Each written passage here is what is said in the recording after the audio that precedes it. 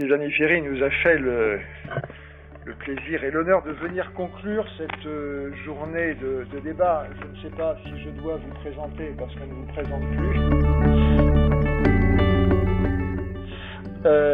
Et que tout le monde vous connaît.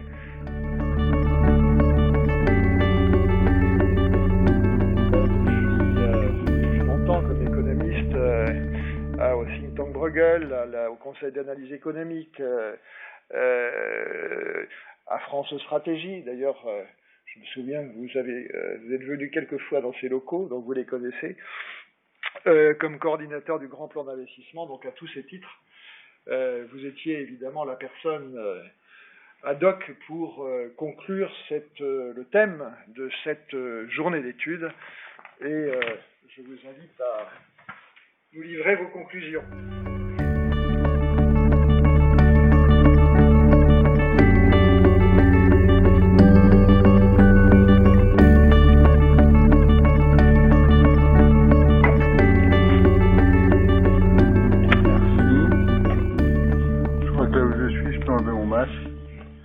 Merci de m'inviter à conclure vos travaux.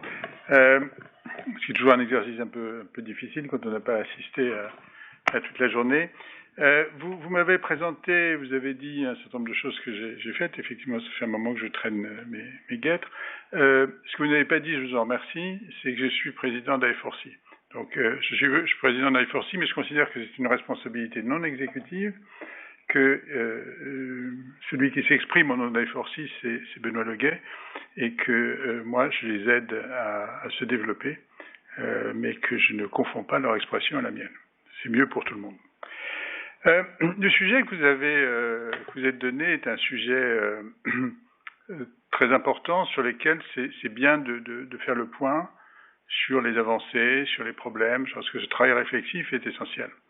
Si on regarde un peu le panorama, au fond, la conscience de l'impact des politiques qu'on suit sur les enjeux climatiques a plutôt commencé du côté de la finance, à la suite du discours de Mark Carney en 2015, mais se développe. Et au fond, le domaine des finances publiques, même si c'est une publication récente d'I4C, on voit que dans le monde, il y a très peu de pays en fait qui ont fait des choses significatives. La France en est un, mais c'est quand même pas si mal positionné par rapport à d'autres domaines.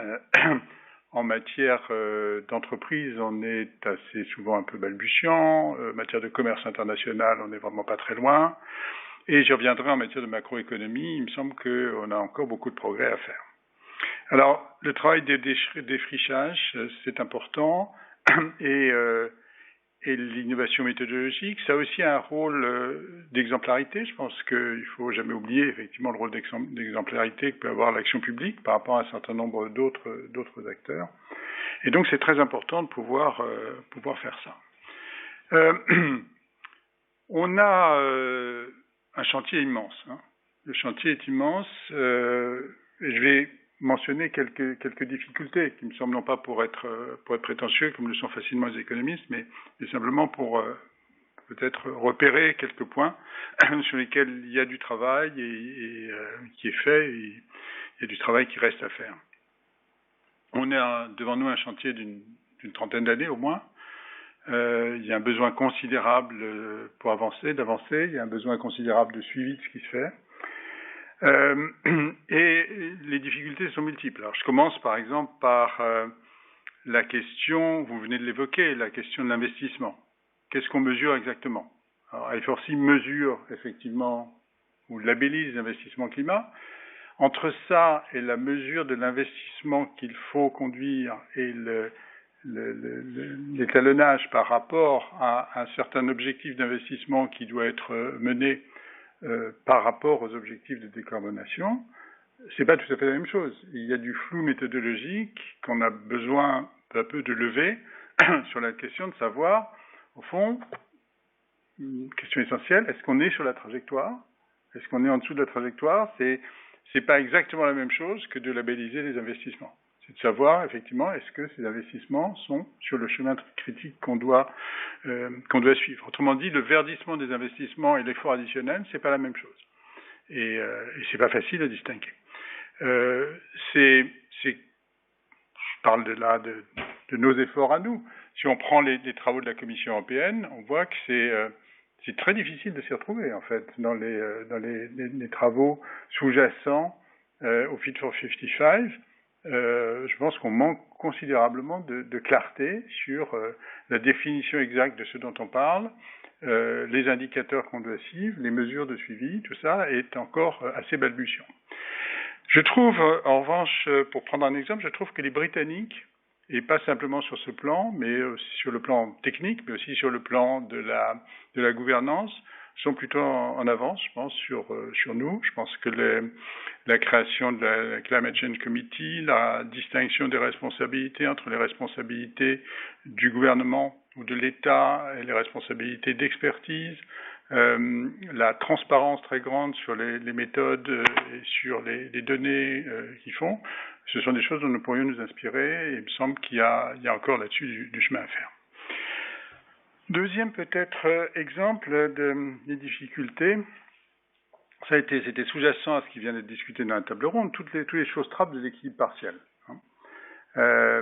C'est très facile de raisonner en équilibre partiel et en se disant on va regarder simplement l'impact immédiat de ce qu'on fait. Sauf que l'impact immédiat, c'est pas nécessairement l'impact final. Et la seule chose qui nous importe dans ce domaine, c'est l'impact final. C'est l'impact sur les comportements des différents acteurs. Et là-dessus, on sait bien qu'on peut faire des efforts qui ne rapprochent pas nécessairement de l'objectif final. Pour prendre un exemple qui est extérieur à un domaine électoral dont on parle là, toute la question du verdissement des portefeuilles, il y a quand même la question de savoir combien il y a de capital brun dans le monde. Et il y en a beaucoup. Et donc, si le résultat de nos efforts, c'est que les compagnies pétrolières, les compagnies qui font des combustibles fossiles, deviennent la propriété des Gazprom et Aramco de ce monde, et donc elle a un système financier dual, l'un qui est complètement vert et l'autre qui est complètement brun, est-ce qu'on aura fait des progrès? Je ne suis pas sûr. On aura perdu, en fait, la possibilité que certains acteurs exercent une influence. On aura des acteurs qui seront totalement investis dans le brun, qui n'auront aucun intérêt à ce que la transition se fasse. Et de l'autre, on aura des acteurs qui seront parfaitement propres sur eux et qui pourront dire à leurs clients que voilà, ils sont parfaitement investis dans le vert. Mais on n'aura pas progressé, on aura peut-être même régressé en matière de transition. Alors ça nous rapproche de vieux thèmes, hein. C'est le thème de l'exit et du voice. C'est plus facile parfois de faire de l'exit que de faire du voice, mais le voice peut être plus utile. Si on se rapproche un peu des domaines dont on parle, sur les finances publiques, on a des problèmes d'effet de composition dans la dépense. Hein. On peut, alors si on fait de la taxonomie, si on fait des efforts de distinction, on peut très bien aboutir à une situation dans laquelle, au fond, en termes de part dans la dépense qui est brun, c'est réduit, mais est devenu plus brun. Et ce qui est vert a augmenté, mais au total, on n'est pas sûr que l'effet soit atteint. Donc il y a des réflexions là-dessus à avoir, il me semble, qui sont importantes, mais ce que je fais n'est pas une critique, c'est simplement le fait de dire on a énormément de difficultés méthodologiques devant nous parce qu'on s'intéresse, encore une fois, à des effets finaux. C'est aussi, par exemple, ça vient d'être évoqué, la question des subventions, de passage à une logique qui est plus une logique de subvention. On l'a dit, hein, la leçon de toutes ces dernières années, et c'est pas simplement en France, c'est qu'il y a une réticence très grande à l'égard des outils de type fiscaux, hein, le prix du carbone. Ça conduit à déporter l'action vers soit de l'action directe, soit des actions de type subvention. Mais les actions de type subvention, on peut les classifier en vert, mais elles peuvent aussi avoir des effets rebonds. Et elles ont en général des effets rebonds, et donc on ne sait pas nécessairement quels sont leurs effets finaux. Tout ça, ça nous dit qu'il faut trouver le bon équilibre entre la logique purement économique et une logique plus large, qui tienne compte des comportements tels qu'ils sont. A été évoqué à l'instant la Convention citoyenne, en disant que la Convention citoyenne a refusé la taxation du carbone. Ce qui s'est passé a été en fait assez compliqué, c'est-à-dire que compte tenu des conditions dans lesquelles cette convention s'est installée, évidemment, le piège politique qui lui était tendu, c'était de valider ce qui avait précisément été rejeté par le mouvement des Gilets jaunes. Donc ils ont mis comme point de départ, enfin comme prérequis, qu'ils n'allaient pas le faire. Mais en même temps, leurs débats les ont amenés vers la fiscalité carbone. C'est-à-dire que quand ils ont commencé à réfléchir à ce que on devait faire pour assurer que les comportements évoluent bien, ils se sont dit, mais le prix, ça compte. Hein, si une tomate qui est élevée, poussée en serre, avec une serre chauffée, coûte moins cher que celle qui est en plein champ, inévitablement, les consommateurs vont aller vers cette tomate. Donc ils se sont posés ces questions. Bon, mais ils ont eu ensuite un blocage politique. Alors, nous, les économistes, ça a été dit plusieurs fois dans cette table ronde, les économistes sont pour le prix du carbone. C'est vrai. Mais je pense que les économistes ont fait un peu de chemin aussi. Dans la commission Blanchard-Tirol, à laquelle j'ai participé, on a eu beaucoup de débats là-dessus, avec certains qui étaient très orientés prix du carbone. Pas besoin de vous dire qui, pour ceux qui suivent un peu ces débats. Et d'autres qui ont dit, mais non, d'abord, il faut être réaliste, ça ne se fera pas, on n'aura pas une politique qui se fera exclusivement par le prix du carbone, et même, c'est pas nécessairement la meilleure des politiques. Parce que, dans un certain nombre de cas, une politique de normes peut être efficace, peut guider les comportements de manière plus efficace qu'une politique de prix. D'autant, et j'y reviendrai, que le prix qui compte, c'est pas le prix d'aujourd'hui, c'est le prix dans 10 ans. Et qui peut dire avec certitude ce que sera le prix dans 10 ans, même si les gouvernements s'y engagent. Il faut se rappeler quand même qu'en France, on a deux exemples derrière nous, assez douloureux, de retour en arrière par rapport à des engagements qui avaient été pris sur la fiscalité du carbone, les gilets jaunes que tout le monde a en mémoire, mais aussi les bonnets rouges, qui étaient en plus une taxation des non-résidents largement, donc pour laquelle on pouvait penser que les obstacles étaient limités. Donc il faut qu'on entre là-dedans, il faut qu'on entre sur ce monde de seconde baisse dans lesquels effectivement des instruments de premier rang sont pas nécessairement utilisables. Les instruments de premier rang sont pas nécessairement, ceux qu'on pense être de premier rang sont pas nécessairement les meilleurs.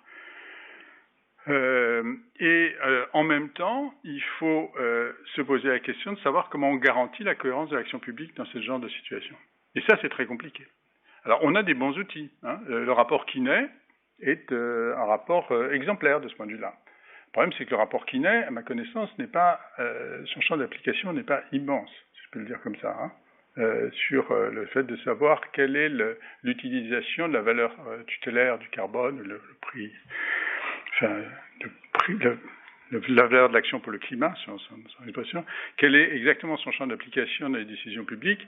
Il est à peu près commensurable au champ du calcul socio-économique dans le choix des investissements publics, c'est-à-dire assez limité. Et pourtant, c'est bien de ça dont on a besoin. On a besoin d'avoir une multiplicité de canaux d'action et en même temps une cohérence qui est donnée par le fait qu'on peut référer ces différentes actions à une métrique, sinon unique, du moins une métrique générale qui permet de décider effectivement est-ce qu'on est dans une action cohérente et est-ce qu'on est dans une action qui est efficace du point de vue de la dépense publique. On a besoin aussi de comprendre les comportements un peu mieux. C'est-à-dire que lorsque l'erreur des économistes, c'est aussi de croire que les comportements sont parfaitement rationnels et répondent aux incitations prix de manière mécanique. On manque pourtant pas de travaux qui nous disent que c'est pas exactement ça. L'économie comportementale nous a appris beaucoup de choses. il faut qu'on l'intègre. Il faut qu'on comprenne dans quel cas est-ce que du nudge, dans quel cas est-ce que des standards, dans quel cas est-ce que des éléments d'engagement collectif peuvent être aussi plus efficaces que les instruments auxquels les économistes pensent spontanément. Donc, on ne va pas cesser de défendre les prix, on ne va pas cesser de dire que il y a tout de même derrière, il doit y avoir une cohérence et qu'elle se réfère au prix, mais il faut être beaucoup plus ouvert sur la multiplicité, il me semble, des canaux et du coup des instruments de la politique publique. Un mot sur la crédibilité dont je parlais tout à l'heure. Je crois que c'est un constat qu'on doit faire. Nos politiques publiques manquent considérablement de crédibilité dans ce domaine. Et alors, je parlais tout à l'heure de la France et du retour en arrière sur deux initiatives fiscales, mais vous avez tous vu les mesures post-Glasgow consistant à comparer, ou pré-Glasgow d'ailleurs, mais consistant à comparer ce à quoi les gouvernements se sont en principe engagés avec l'objectif proche d'1,5 degré, ce à quoi ils se sont engagés avec les NDC et ce à quoi correspondent les politiques effectivement en place. Et à chaque fois, vous avez un gap absolument gigantesque. Et donc ça, c'est fondamentalement un problème de crédibilité. C'est-à-dire que on est dans un domaine dans lequel on annonce et on ne fait pas, ou on ne fait pas assez. Quelle est la conséquence de ce manque de crédibilité? C'est pas simplement qu'on risque de ne pas atteindre nos objectifs, c'est que le coût de la politique, le coût collectif de l'effort qu'on fait risque d'être augmenté. Parce que quand vous êtes dans une situation dans laquelle la politique n'est pas crédible, qu'est-ce que va faire un agent privé, une entreprise? D'abord, il va hésiter, puisqu'il ne sait pas si demain il devra, s'il a le choix entre un investissement vert et un investissement brun, il ne sait pas s'il va faire l'investissement vert, sachant que les conditions de rentabilité de ces investissements risquent de ne pas être réunies, et il ne sait pas s'il peut faire l'investissement brun, sachant qu'un investissement brun risque d'avoir une durée de vie beaucoup plus courte que celle qu'il aurait naturellement. Et donc, qu'est-ce qu'il va faire? Il ne va pas faire. Il ne va pas faire. Et donc, il ne va pas investir assez. Et ce que nous dit l'AIE, c'est qu'on n'investit pas assez dans le vert et qu'on a commencé à désinvestir dans le brun. Et donc, le risque, ce sont des politiques qui sont beaucoup plus coûteuses, dans lesquelles cette incertitude, en fait, sur les paramètres de l'action publique est collectivement coûteuse. Donc ça, c'est quelque chose à quoi, il me semble, il faut réfléchir dans les politiques. C'est-à-dire pas simplement quelle est la bonne politique, mais quel est le moyen d'essayer au maximum d'assurer sa crédibilité. Aujourd'hui, notre technologie de base, c'est une technologie qu'on connaît bien, c'est qu'on a 3 niveaux d'engagement. On a le niveau multilatéral, on a le niveau européen, on a le niveau national. Et en particulier, le niveau européen sert de cadre avec des engagements qui sont contraignants et avec des dispositifs de suivi et de surveillance sert de cadre au niveau national. Ça peut marcher, je pense qu'on a raison de s'appuyer sur cet effort collectif, d'autant que les difficultés d'un effort purement national, ce serait qu'évidemment tout le monde dirait immédiatement ça n'a aucune efficacité et donc il n'y a aucune raison de le maintenir tout seul. Ça aussi, et on le sait d'expérience, ça présente un certain nombre de difficultés puisque on sait que le fait de renvoyer toujours sur le niveau européen les contraintes et de se tourner ensuite vers l'opinion en disant on est bien obligé de le faire parce que Bruxelles, ça aussi un coût. Mais il me semble que les mesures propres, on a réfléchi, des dispositifs institutionnels. Il y a eu Christian Gaulier et Jacques Delplat ont proposé une banque centrale du carbone. On a réfléchi à des moyens de pénalité dans lesquels l'État s'engagerait lui-même au fond, à indemniser les acteurs privés s'ils ne respectent pas ses propres engagements en matière de prix du carbone. Je pense que tout ça n'est pas négligeable, ce sont des idées, il faut y travailler. Enfin, il me semble que le fond de l'histoire, c'est quand même encore qu'aujourd'hui, c'est largement autour de l'engagement européen que notre crédibilité se définit. Il faut aussi de la surveillance. C'est très bien que les États assurent autant que possible eux-mêmes la transparence. Je disais tout à l'heure, dispositif institutionnel, le nôtre peut peut-être être modifié de ce point de vue-là, en distinguant ce qui est du ressort de la décision politique et ce qui est du ressort de l'expertise indépendante. Mais la surveillance au sens de la surveillance internationale, ça peut être bien aussi. Je pense que, par exemple, il faut se demander d'ailleurs quelle est l'institution qui est capable aujourd'hui de faire de la surveillance des politiques climatiques. À mon avis, probablement malgré le fait qu'elle est loin de ses bases, celle qui est le plus équipée pour le faire, enfin celles qui sont le plus équipées pour le faire, sont des institutions comme le FMI et comme le CDE. C'est-à-dire celles qui font déjà de la surveillance plutôt que celles qui font du climat mais qui n'ont pas l'habitude de faire de la surveillance. Parce qu'il me semble que là, ça nécessite, il y a toute une routine en fait de travail d'examen des politiques nationales qui me semble être important et qui me semble être important pour nous référer à chaque fois à nos objectifs, mesurer aussi objectivement ce qu'on fait, etc. Voilà un peu ce que je voulais dire. Je termine sur 2 points qui sont un peu plus distants par rapport à ces questions que vous posez, mais je pense qu'il faut les avoir dans le paysage. L'un, ça a été évoqué en passant, c'est la question de la dette. Qu'est-ce qui doit être financé dans l'effort que nous devons conduire par de la fiscalité, des ressources ordinaires, et qu'est-ce qui peut être financé par la dette. Il y a un discours qui existe sur la dette verte, la dette écologique, par opposition à la dette financière, et ce discours est un peu pas très consistant. Mais le sujet, lui, existe bien. Alors, j'entends bien que si on est dans le monde des first best, on va dire, ce sont des sujets, la question de la soutenabilité de la dette et la question de l'investissement sont des sujets complètement différents. Il y a ce qu'on doit faire, il faut le faire, on a des critères d'investissement, de rendement socio-économique de l'investissement, on a des critères temporels pour le faire, et puis ensuite il y a la question de savoir est-ce qu'on s'endette ou pas, et ça renvoie à des considérations de soutenabilité, au fond c'est un autre sujet.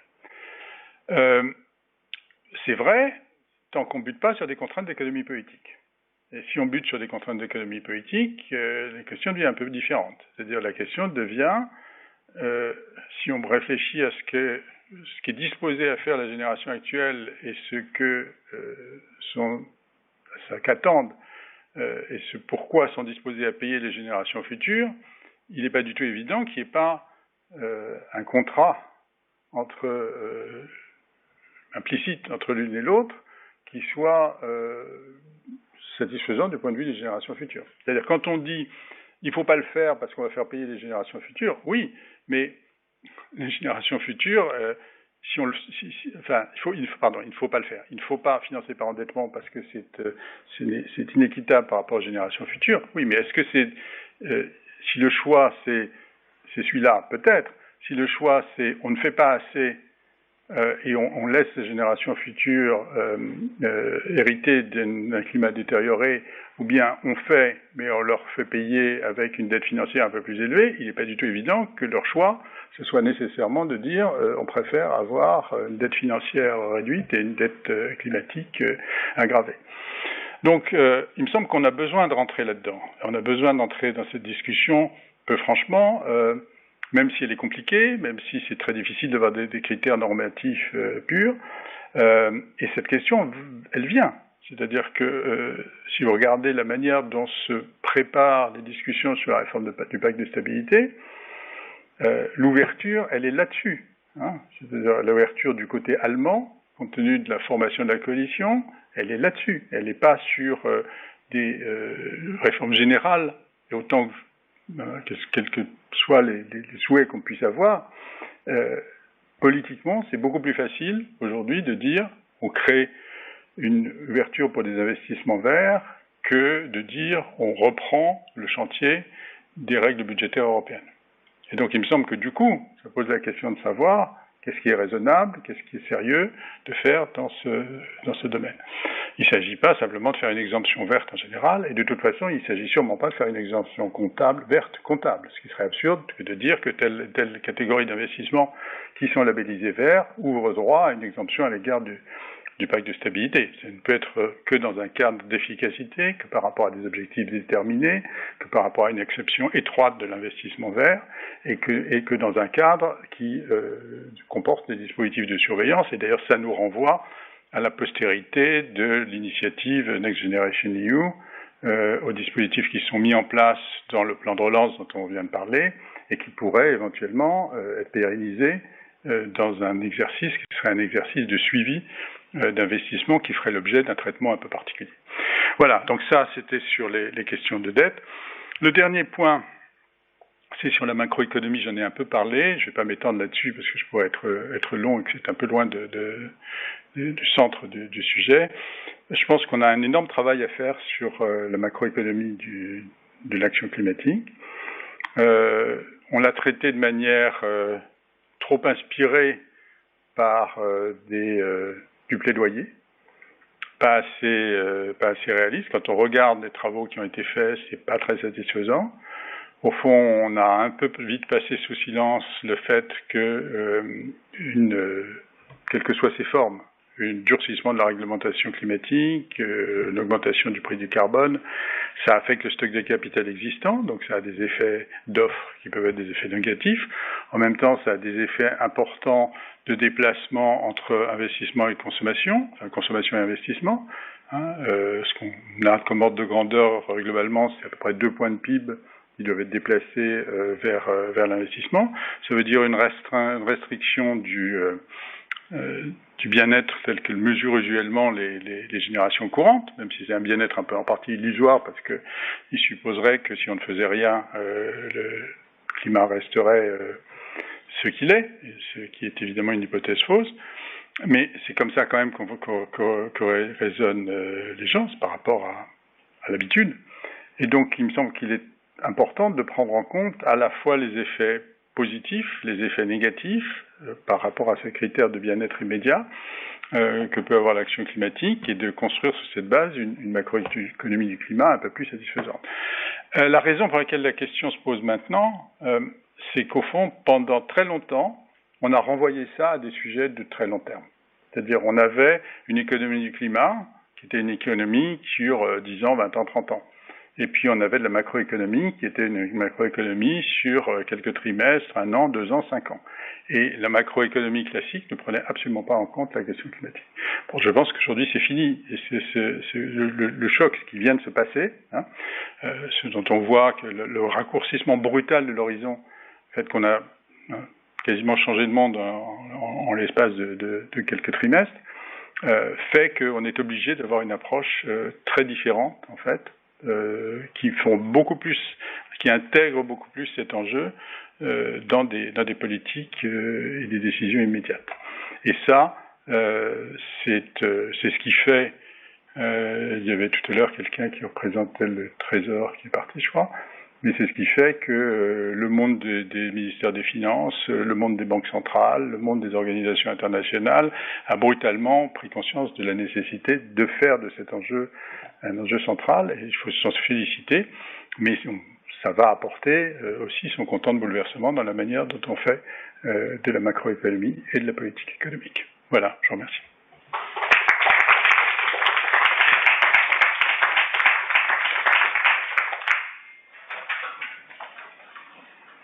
Merci beaucoup. Merci infiniment pour cette conclusion qui ouvre beaucoup de perspectives. Voilà, merci infiniment, merci à tous, merci Monsieur le Président. Nous allons clôturer ce colloque. Jean-Yves vous l'a dit, il y aura une publication au printemps, donc nous reviendrons vers vous pour vous demander des présentations.